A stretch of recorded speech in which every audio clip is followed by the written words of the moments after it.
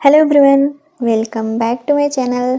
आज है 28 फरवरी और हम लोग पढ़ेंगे 27 फरवरी से बनने वाले करंट अफेयर्स के मोस्ट इम्पॉर्टेंट क्वेश्चंस और साथ ही सभी क्वेश्चन से जुड़े इम्पॉर्टेंट फैक्ट्स भी डिस्कस करेंगे।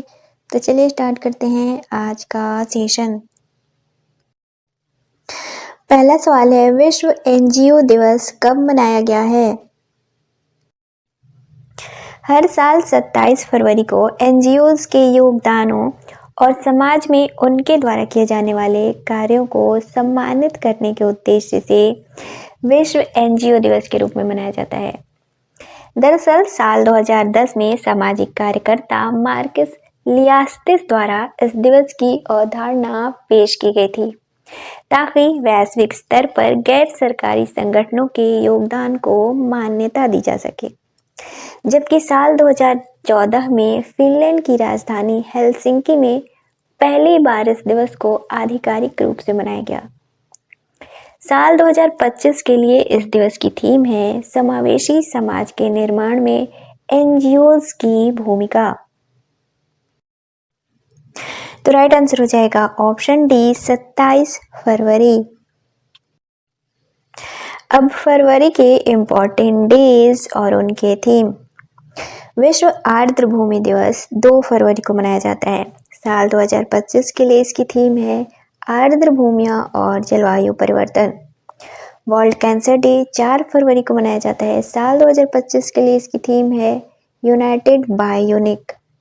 विश्व दलहन दिवस 10 फरवरी को मनाया जाता है। साल 2025 के लिए इसकी थीम है दालें, कृषि खाद्य प्रणालियों में विविधता लाना। सुरक्षित इंटरनेट दिवस फरवरी महीने के दूसरे सप्ताह के मंगलवार को मनाया जाता है। साल 2025 के लिए इसकी थीम है एक साथ बेहतर इंटरनेट के लिए। विश्व रेडियो दिवस 13 फरवरी को मनाया जाता है। साल 2025 के लिए इसकी थीम है रेडियो और जलवायु परिवर्तन, जलवायु कार्रवाई के लिए एक शक्तिशाली उपकरण। अंतर्राष्ट्रीय बाल कैंसर दिवस 13 फरवरी को मनाया जाता है। विश्व पेंगोलिन दिवस फरवरी के तीसरे शनिवार को मनाया जाता है। अंतर्राष्ट्रीय मातृभाषा दिवस 21 फरवरी को मनाया जाता है। साल 2025 के लिए इसकी थीम है अंतर्राष्ट्रीय मातृभाषा का सिल्वर जुबली समारोह। विश्व चिंतन दिवस 22 फरवरी को मनाया जाता है। साल 2025 के लिए इसकी थीम है हमारी कहानी।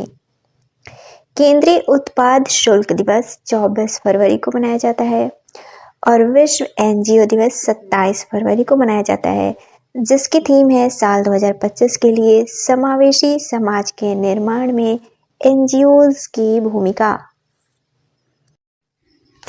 अगला सवाल है, हाल ही में किस देश ने ग्रीन ट्रांजिशन अलायंस इंडिया पहल की घोषणा की है?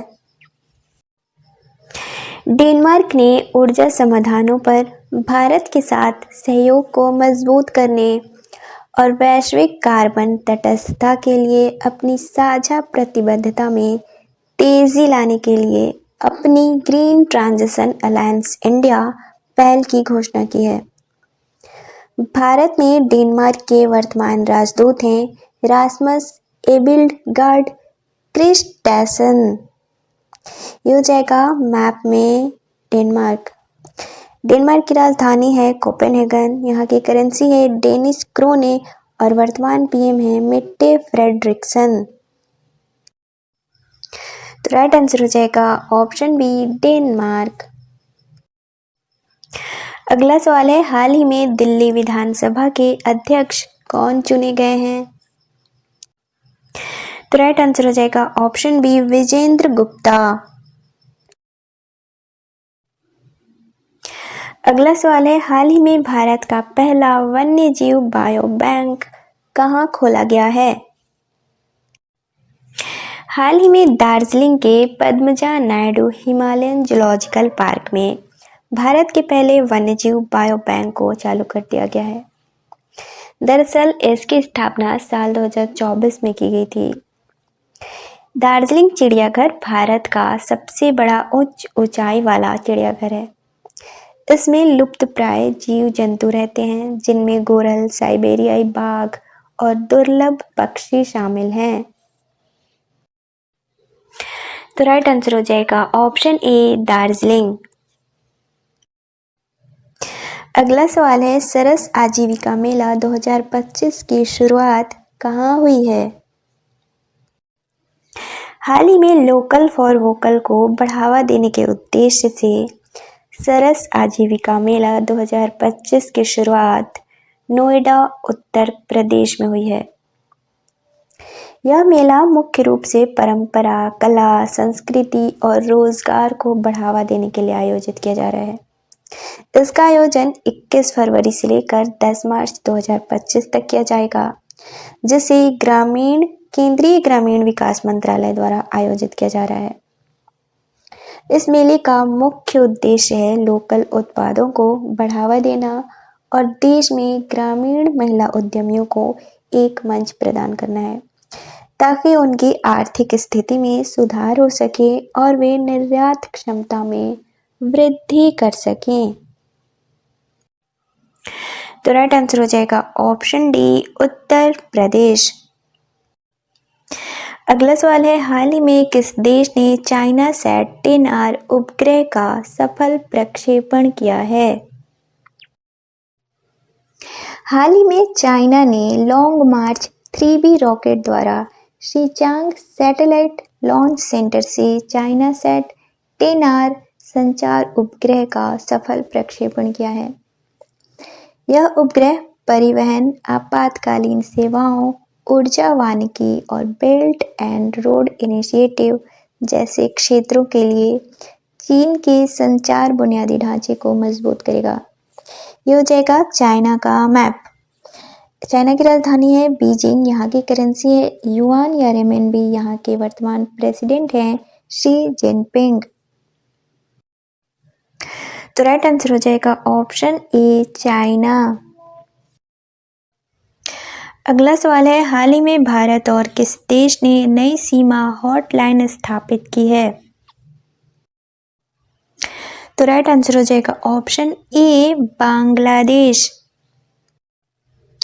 अगला सवाल है, हाल ही में भारत का पहला अंतरराष्ट्रीय कार्बन मार्केट सम्मेलन प्रकृति 2025 कहाँ आयोजित किया गया है? भारत का पहला अंतरराष्ट्रीय कार्बन मार्केट सम्मेलन प्रकृति 2025 नई दिल्ली में आयोजित किया गया है।